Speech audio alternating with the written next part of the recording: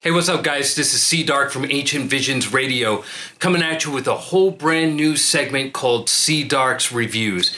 All right, so for our first episode, we are going to be reviewing the sci-fi steampunk fantasy novel Stormdancer by author Jay Kristoff. First thing that caught my interest about this book, Stormdancer, was the fact that it is a Japanese-inspired steampunk sci-fi fantasy novel with a female protagonist. Who doesn't want to read about steampunk samurais? I mean, come on, really. Ultimately, I gotta say, I was very disappointed with the book, but there are some things that I do like about it.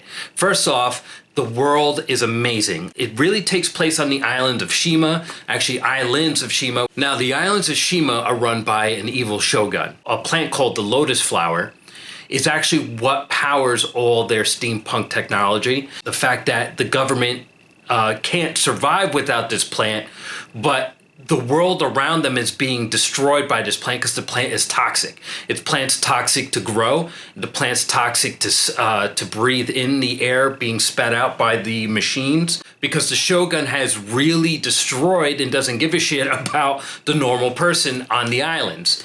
The other one thing I really liked about this is the fact that this book really heavily features an Ashitara?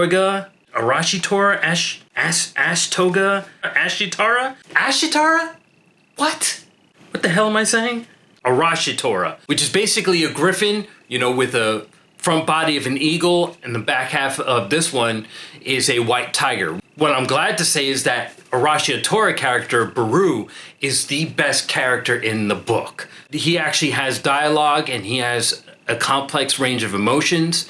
Now, sadly, the main character, Yukiko, was just a bore. Plays out as a typical YA protagonist. Now, this book is not a YA novel. It's not sold in the YA section, but it completely is a YA novel. So let me explain a little bit. So you basically have a dystopian type futuristic world. Then you have your reluctant hero, which is Yukiko, again, a young teenage girl. She becomes the center of a movement, a center of a revolution to overthrow the shogun and the leaders of this dystopian world. It even has a stupid forced love triangle between Yukiko and two male characters, which it was forced and out of nowhere, in my opinion. The other major downside about this book is just the way it's written. Okay, so I guess the best way I could describe it is that the author kind of gets in the way of the story. For example, a hollow boom, thunderous, too close, a rush of air, the brittle crackling of tiny sparks, a sound Masaru would never forget. Yamagata's head rocked back on his shoulders, the back of his skull popping like an overfull balloon full of bright red sweets. Masaru flinched away, spattered in something warm and wet. The captain's body seized tight, rose up on the balls of his feet and tumbled backward like a marionette as the music died.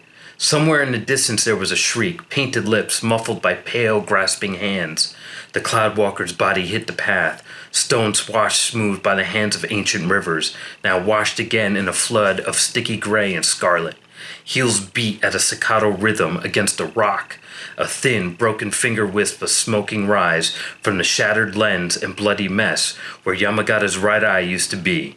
Another drifting from the barrel of the iron thrower in Yoritomoto's outstretched hand. Now, very poetic, but a little too much, I felt. I'm not saying that the author's a bad writer at all. I'm saying that it just got in the way of the story, especially a story about steampunk samurais and mythological creatures. The way the author wrote just kind of got in the way of being able to enjoy the story.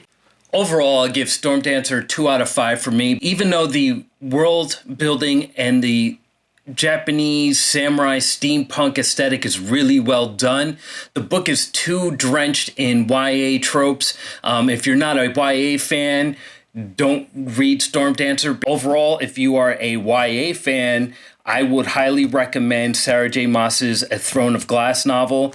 Her character, Selena, she's a lot more interesting.